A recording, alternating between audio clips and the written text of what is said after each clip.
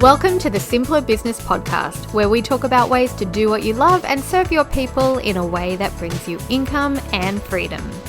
I'm your host, Marissa Roberts. Join me as I chat with my favourite entrepreneurs about how they simplify their biz so that you can simplify yours. What did you do for a living before you jumped into entrepreneurship? I've worked across a number of industries, including retail and hospitality. But when I entered the corporate world in my 20s, I thought I had found my adult career. Things went smoothly for a while, but after a few years, it all started to crumble for me with a lack of life balance and inequity regarding pay and opportunity. I was giving up my best years for an industry that didn't have the same level of commitment, care, or loyalty towards me as I had for it. And I was burning out fast. Hence my switch to entrepreneurship. Sound familiar? I bet you've heard or lived a version of this story too, and so has our guest today. Corporate lawyer turned Eastern influenced leadership and women's empowerment expert, speaker, author and socialpreneur Anjani Amriit went from crisis to contribution. After dedicating 20 plus years to the cause in top law firms in the UK and Australia with no personal strategies to manage the high pressure environment, she burned out. She retreated to India to eat, pray, love herself back to well-being, resurrecting the ruins of her career based on Eastern holistic practices. Over the last decade, Anjani has worked with influential founders, leaders, lawyers, and teams across the globe, including the likes of Apple, Adobe, and Visa. Today, Anjani fuses Eastern practices with Western psychologies, training burnt-out, disillusioned leaders, entrepreneurs, executives, and teams to connect with their inner power, up-level their potential, find their highest purpose, and drive meaningful change and impact for themselves, people, and the planet. Her internal dynamics approach makes the seemingly impossible possible and brings deep self-realization for her clients. I'm really looking forward to chatting with Anjani today because I too am a corporate dropout, and I know a lot of our listeners here at the Simpler Business Podcast will also be able to relate. So Anjani, welcome. I'm very excited to have you here today. Thank you so much. I'm excited to be here. I think this is a topic that is going to resonate with so many people, and it's a story that we hear over and over again. And it really makes me think, if this is happening to so many people, obviously something has to change in the corporate world because everybody's leaving as a result. So yeah, I'm really excited to get into this topic, and I can't wait for listeners to let us know their experiences as well. So tell us about you. Tell us about your background and your own corporate dropout story, if you don't mind. Not at all. I started life out, I come from a mining town in Yorkshire in England and grew up in a working class family. And I always had a dream to better myself, to get out, to see the world. And I wanted to be someone who I was proud of. And at the time, I didn't realize it, but I was running away from who I was raised as, and I wanted something more. So I wanted to be a doctor because all of my family were nurses, and I thought, I'd be a doctor, and I didn't get the grades to be a doctor. So I thought, I'll be the next best thing. I'll be a lawyer. It was never on my dream list. I dreamed of being a journalist or an archaeologist. So I loved history and I loved words, but I ended up doing law. And a lot of it was to spite my careers teacher, who said to me, laughed in my face when I told him I wanted to be a lawyer. He literally laughed at me and said, You can't be a lawyer, you're a woman. So I thought at him very loudly, although I didn't have the self-esteem to say it. I thought at him, I'll show you. And so I literally drove myself to become the best of the best, working my way up the corporate ladder. So I went from, a working class, very, very average person to working in the largest law firms in the world. Wow. So I worked in the top circle law firms in the UK, and then emigrated to Australia and worked in the top circle law firms here in Australia. And I was working 22-hour days on months and months long deals. I specialized in corporate mergers and acquisitions, public listed company work. So it was $1 trillion deals that I was literally managing, buying and selling hospitals and doing tripartite mergers of companies. So it was full on. And I was exhausted. I had no healthy role models in my life or at work. Everyone was doing the same. And I was in a very male dominated environment. So especially doing corporate law, it was almost always men. And I would walk into the room and I'd be the only woman in a room full of like 20 or 30 men around this massive table that I would have to negotiate 300-page documents, contracts with. And I'd often go in with my junior, who was male, and they would walk up and shake his hand, assuming I was the secretary. Oh, yeah, oh yes, that would happen so many times. Often once a week it would happen. That's a shocker. It was a shocker. And so I kind of made myself fit in. I cut my hair short, wore trouser suits. I wore flat boots. I swore a lot. I went for beers with the boys. And I became very masculine in my countenance. And that I ended up taking that home as well. So I became very masculine in my life. And I let go of who I really am. And I didn't do it consciously. It just happened over time. It was this thing that gradually happened. And, I began to get very sick. I had constant anxiety. I'd suffer panic attacks almost daily. I lost about 19 kilos in weight, and I didn't have it to lose in the first place. I was basically a skeleton. And, I exhausted all of the traditional routes of medicine. No one could do anything for me. I was diagnosed with irritable bowel syndrome. They said, you'll have it your whole life. It will never go away. So I started looking at alternative methods of healing, getting better, and went to a meditation class. And that was the game changer for me. I had never been to anything like that. My intellectual brain felt very out of place in this meditation hall with all these kind of hippie people that I thought were, not who I was.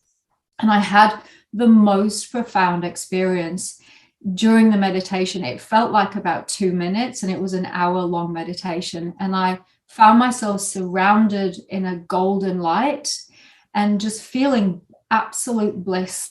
And I left my body. I left the room. I went somewhere else. And I had that feeling for 3 whole days. 3 days. Wow. I had this stupid grin on my face. And I didn't know what had happened. All I knew was I wanted more. So that set me off on a path of searching. And I went to the East. I went to India. I went on a retreat. And that was so profound in so many ways. I received deep initiations that just unlocked a lot of my psychic sight. So I began to see things that I'd never accessed before, and know things, just knowing about people. And then, so when I came back from there, I decided to set up my own law firm so that I could study more. And so I did that, and I studied yoga. I studied Ayurvedic medicine. And through the study of that, I healed my own irritable bowel within 3 months. It completely gone, totally healed it. And then I basically just started offering wellness sessions to people. And they'd come, and if they had physical ailments, I would treat them with Ayurvedic medicine. And then I studied psychosynthesis coaching and brought that psychology and spirituality together in a mentoring business. So I evolved it over time. And then over time, my law practice diminished and my social business increased. And then over time, it was just this natural growth. It was a natural transition for me as I was personally developing and upskilling and growing myself and evolving myself. My business naturally followed me. And I find this with clients that I work with now, is when you transition slowly, it does it in a safe way, and your business can grow as you grow personally. Yeah, that's a really good point, because a lot of people are scared to make that jump from corporate to their own business because they think it's a jump, right? And there's so much out there. I mean, the internet alone is an amazing tool for us to be able to slowly grow a business at the pace that we're comfortable with. So it's amazing. And I can tell that you just, you light up when you talk about your business. And then when you were talking about your law career, I can see the difference. I can see how much you adore what you do and how much of a positive impact it's had on you. It just kind of glows on you, if you know what I mean. And I'm a big believer in that. I think once you find the thing that you feel good doing and you build a business on that, I think the whole world changes, doesn't it? Couldn't agree more. It absolutely does. And I talk about that in terms of alignment with not just your values, but why you came here. And those bigger questions of who am I and why did I come here? And I call it your higher purpose, because everything we do in life has a purpose. But what is your highest purpose? What is your greatest destiny? And when we align with that, we are doing what we love every day. And that's like rocket fuel for our businesses. Yeah. Yeah. And then as a result, results are amazing. And I actually find that now that I'm not in corporate anymore, I'm less focused on getting as much done as possible and working as hard as I can. And I'm more focused on just enjoying what I do and helping other people. And they're more than willing to pay a premium price for that. So I don't have that stress of cramming it all in anymore. Yeah, that's amazing. Yeah. It's the same for me. I call it yin marketing. Oh, so yeah. it's an attraction-based marketing rather than efforting and asserting yourself and, I've got to do this, I've got to do that. Yes, we do that, those external things, but internally we're the magnet for what we want to attract to us. So if we're doing what we love every day, we become very magnetic for that, and people just jump on what you're doing because they feel it, and people buy your relationship to what you're offering. So if you love what you're doing, you're magnetic just in that way for it. So yeah, I agree. So more and more women are leaving corporate for entrepreneurship, especially I think in the last 2 years. Do you think so too? And why do you think it's increased? Yes, the stats have shown that there's an increase of 114% in the last 20 years. So that's quite rapid. I know 20 years sounds a lot, but if you think about it relatively, that's a massive hike. I put that personally down to the fact that traditional corporate careers do not lend themselves to what women really want out of business, out of their life, out of their vocation, their careers. And studies have shown that women want more than just a 9-to-5. Mm-hmm. So 95% of women showed that they want more than just a 9-to-5. They want to be able to see how they and experience a contribution, giving back and doing something that's meaningful to them. It's not just about buying and selling widgets. It's not just about setting something up to get the money. Often with women particularly, money's the last thing on their mind. They want to earn money to have a good life. But more than that, what drives them is doing something that's meaningful and purposeful. And so they're just going out there and doing it for themselves. They're saying, look, to hell with this in the corporate world. If that's the only career progression that they have for me, then I'm going to carve out my own way in life. And I think that the more women that do that, the better our world becomes. I really do. Yeah. I think that's so true. You know, regardless of how many hours we work, we just want to fulfill that sense of purpose that we have. And you're right. The money is kind of like, I mean, we all start our business going, I hope I earn money doing this.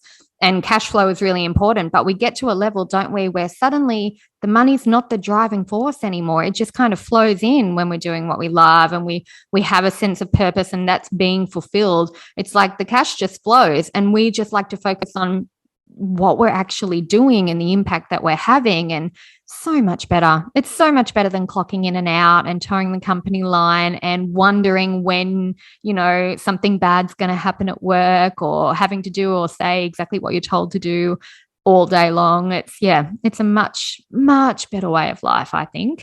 For those of us listeners who are thinking, right, I'm in corporate now, and not always corporate, it could be hospitality, it could be retail, it could be any industry where you're not working for yourself. If they're ready to kind of go, yep, entrepreneur life is for me, but they don't know where to start, what would you recommend? How would you make the transition from corporate to entrepreneurship smoother, more successful, easier to do? I go into this in quite a bit of detail in my new book, Corporate Dropouts. And so to take a few key elements of that today, I would say, number one, don't quit your day job.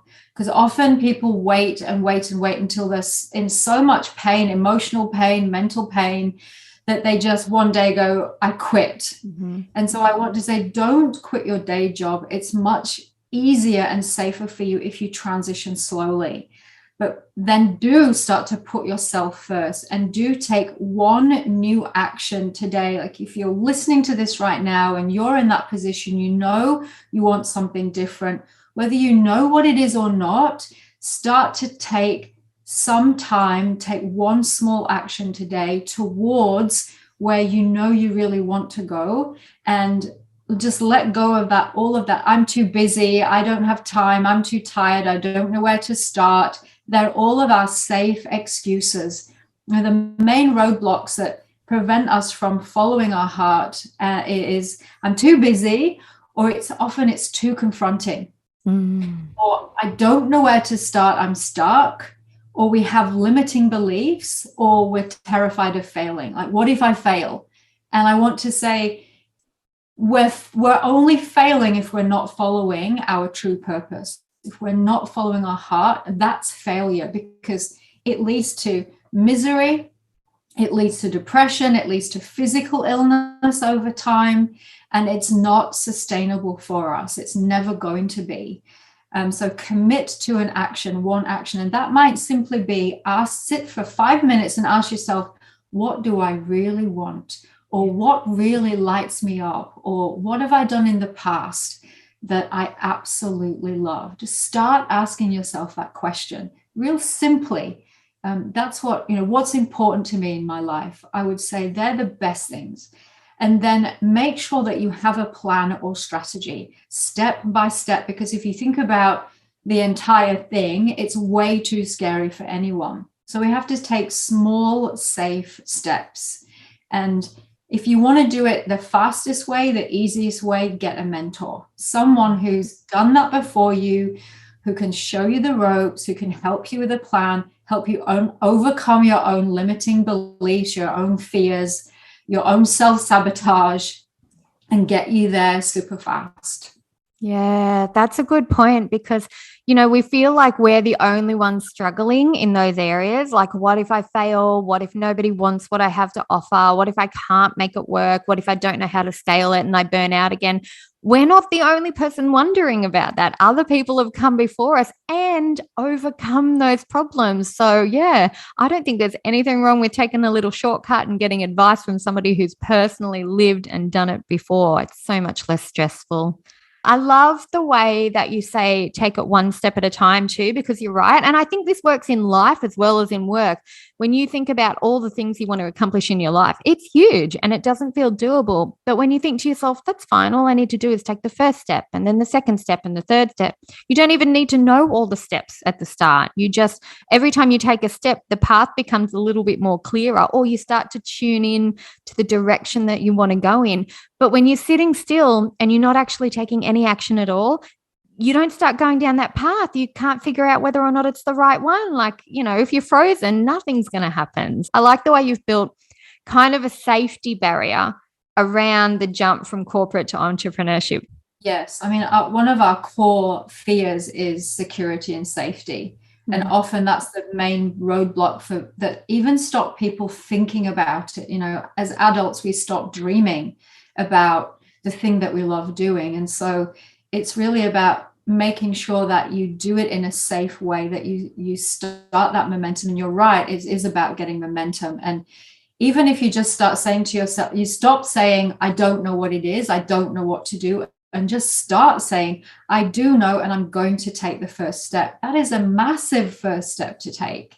Yes. So that will then get the ball rolling. That will get the train rolling. You've got to get your train on the tracks before you can go somewhere. So think about it as, okay, I'm going to today put my train on the tracks. And even if I don't go anywhere, I'm going to put my train on the track, and I'm going to start to just think about, dream about what it is that I want to do as a start. It's a great way to start. Yeah, I'm so glad that you came on the show today because you've got such a good way of motivating people. I love listening to you talk because it just makes me feel like even now I'm like, I need to go and take some more actions myself today because I've been procrastinating on a project and I'm like, and I don't mind procrastinating sometimes because I think it's a message that, well, maybe it's not in alignment yet and I need to wait a little while and a better way forward will come. But since talking to you today, I'm already like, okay, I've got ideas now. I know what I can do. So glad you were here. And I'm so glad you shared that with us today because I think our listeners, the ones who are ready for a change but haven't taken that first step yet, I think that's going to help them feel like, right, now might be the time. It might be the time to take a first step, to tune into what I might want to do with my future and how I could turn that into a business. And yeah, that'll be exciting. So for people who are listening today who want to know more from you, where should they go? You can jump on my website. It's my name, anjaniamriit.com. And on the website there, you'll have all the links to my social media, my YouTube channel. I've got a shop on the website, a ton of free resources. You can join our community if you want. We've got an online community, Women with Purpose. And that's women from across the globe who are transitioning or have transitioned and who are all supporting each other on there. So that's really a great resource for people. So, and then I've also got a 4-week program coming up that you can find on the website. So anything you need, it's all on the website. Lots of free guided meditations to help with your mindset. And so there's no excuses. There's no excuses not to do it. Lovely. Thank you. I'll make sure I put some links in the show notes too so that people can check out your program and your resources as well. Make them nice and easy to find. Thank you. Yes, we're all so busy. The easier, the better. Yes, absolutely. I feel like we are one mind. Well, thank you so much for being here. And everybody listening, I hope that you enjoyed this episode too. I hope you're feeling inspired and motivated and eager about your next step forward. And I will see you in the next episode.